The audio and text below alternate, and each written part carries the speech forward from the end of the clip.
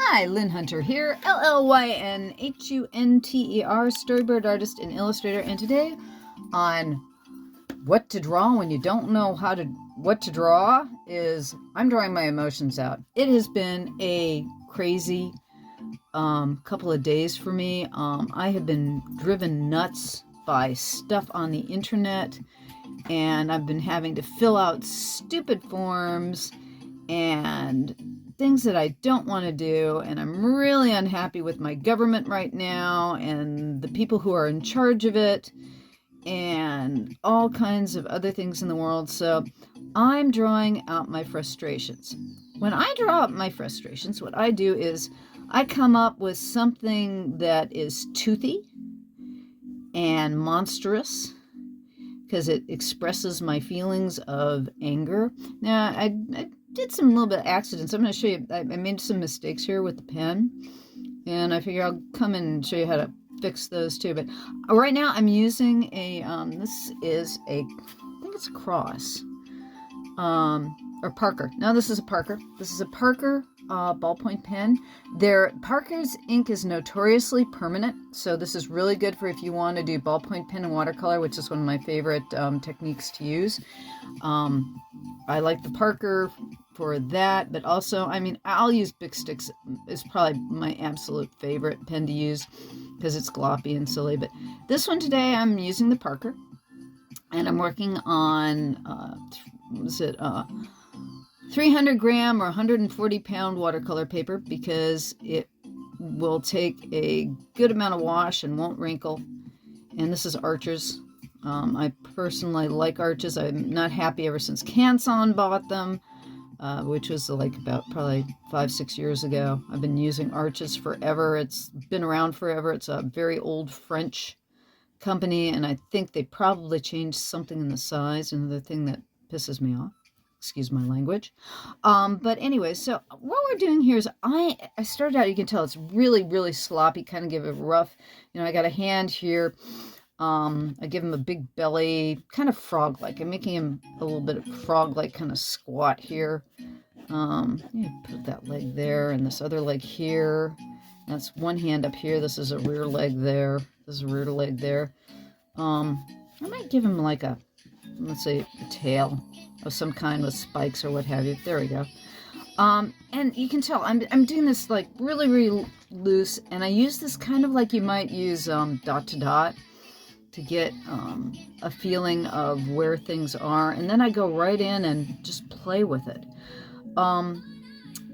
Like I said, when I'm angry, I make toothy monsters, and what we're going to do is kind of stick like an insect-like head that he's kind of bit the head off of some sort of insect-like thing. I have done humans at times. If I was really angry at a boss or something, it's a great catharsis to, you know, treat yourself as a big toothy monster that bites off the head of whatever it is that's making you angry, whether that is an individual or something in life. I mean, this week, the big, I'm going to get dead eyes. Maybe I should put little X's on them too, so it's not as gruesome. If you want to make it really gruesome, I think the most insane type of drawing like this that I did once was I did a Salome. Salome was the daughter of a king in the Bible. I can't remember who the king was, but she wanted the head of John the Baptist, and because she was angry at John the Baptist, and basically the story is that she danced for her father with great dance, and he asked her what she wanted, and she said, "I want the head of John the Baptist." And lo and behold, that's what he did. He gave her the head of John the Baptist. That's the supposed story. But anyways, I did I love that painting still. It's one of those in my collection that I will never give up. But again, nobody knows that the head on the plate in front of her It was one of my friends had made me exceedingly angry that day. They had, I'm not going to go into it because my friend might figure out who it is if I talk about it.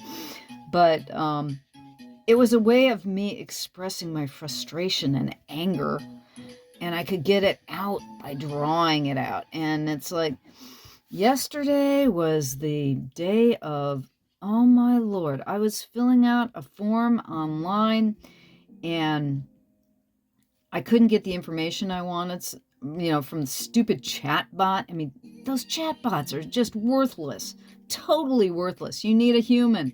And you finally, so I had to call up the place that had the chat bot because I wasn't getting any good information from the stupid chat bot.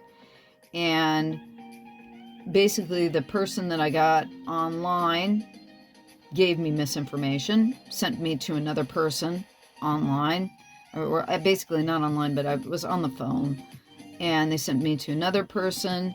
They gave me misinformation. I gave them information. Then they said, oh, we can't use you, what you gave us was wrong, so I can't talk to you. You have to call back and talk to another person concerning that. So I called back and found out that they, 3 people ago gave me information that was wrong. And, finally, somebody said, well, you should have, printed out the forms and sent them in the mail in the first place. And it's like, why couldn't anybody tell me that before? Because they make it out like, okay, you can upload it with a PDF, or you can, use this link and send your information, via your phone. And it's like all real confidential stuff that you really shouldn't put on a phone or through the internet or anything. And finally they said, oh, well, we really need this by mail and you have to wet sign it. And here's one for you. If I'm using a felt tip pen, I don't know if you guys noticed, but if you put felt tip pen on paper, it absorbs it. So it's not felt tip. It's how can you tell a felt tip marker signature from, and there are permanent felt tips you can sign with. So how can you tell whether that felt tip was, a real signature or whether it was printed out, you signed a signature in a computer and then printed it out on the paper? There are very few people who can tell the difference. So how would they know if it was wet signed or not these days? Unless you use, per se, a ballpoint pen, has rather distinct quality to it. But again, most of the pens these days, gel pens, would you know whether or not the printer printed it out, or whether, if you've got a good printer, or whether it was legitimately signed?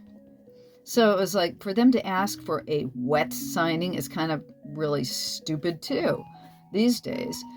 But anyway, so you can tell I was exceedingly frustrated with the situation I had yesterday. I started this drawing while I was waiting for a phone call, or for them to get back to me, put me on hold. And so, I'm waiting for them to get back to me. And so I started this while I'm waiting for them to get back to me, and you're put on hold.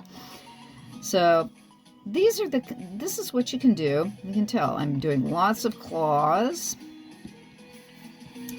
and fur and beastie, and it's like you can tell I've got kind of an earwig-ish body over here, and we've got this, the insect head over here on the other side, and I'll put down here, give him a little bit of a neck, and I won't do this leg back here. He's got a bigger leg over here than he does over there. Should probably give him like 2 or 3 more legs for the heck of it.